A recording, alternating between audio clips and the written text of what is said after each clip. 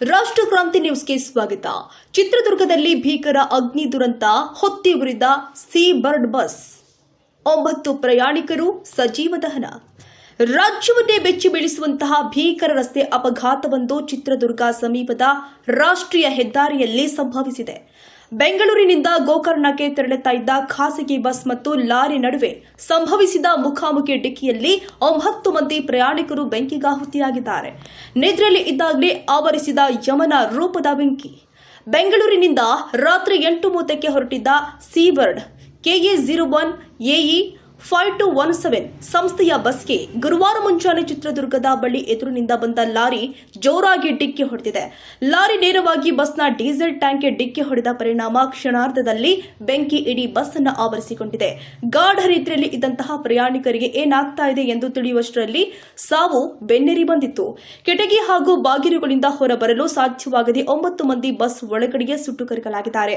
ಅಚ್ಚರಿಯ ಬದುಕು. ಬಸ್ನಲ್ಲಿ ಇದ್ದ ಒಟ್ಟು 29 ಪ್ರಯಾಣಿಕರ ಪೈಕಿ 18 ಮಂದಿ ಕಿಟಕಿ ಹಾಗೂ ತುರ್ತು ನಿರ್ಗಮನ ದ್ವಾರದ ಮೂಲಕ ಜಿಗಿದು ಪ್ರಾಣ ಉಳಿಸಿಕೊಂಡಿದ್ದಾರೆ.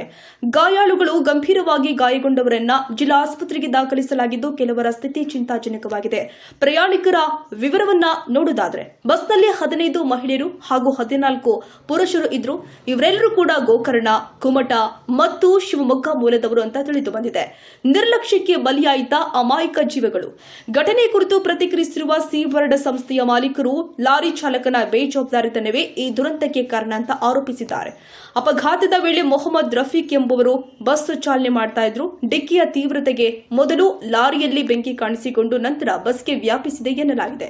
ಆನ್ಲೈನ್ ಮೂಲಕ ಬುಕ್ ಮಾಡಿದ್ದ ಮಂಜುನಾಥ್, ಸಂಧ್ಯಾ, ಶಶಾಂಕ್, ದಿಲೀಪ್ ಸೇರಿ ಹಲವು ಪ್ರಯಾಣಿಕರ ಪಟ್ಟಿಯನ್ನ ಬಿಡುಗಡೆ ಮಾಡಲಾಗಿದ್ದು, ಮೃತರ ಗುರುತು ಪತ್ತೆ ಹಚ್ಚುವ ಕಾರ್ಯ ಸವಾಲಾಗಿ ಪರಿಣಮಿಸಿದೆ. ರಾತ್ರಿ ವೇಳೆ ರಾಷ್ಟ್ರೀಯ ಹೆದ್ದಾರಿಗಳಲ್ಲಿ ವಾಹನ ಚಾಲಕರ ಅತಿ ವೇಗ ಮತ್ತು ಅಜಾಗರೂಕತೆ ಅಮಾಯಕರ ಪ್ರಾಣಕ್ಕೆ ಸಂಚಕಾರ ತರುತ್ತಿದೆ. ಈ ರಕ್ತಸಿಕ್ತ ಅಧ್ಯಾಯಕ್ಕೆ ಕೊನೆಯೆಂದು. ರಾಷ್ಟ್ರ ಕ್ರಾಂತಿ ನ್ಯೂಸ್, ನಾವು ನಿಮ್ಮೊಂದಿಗೆ.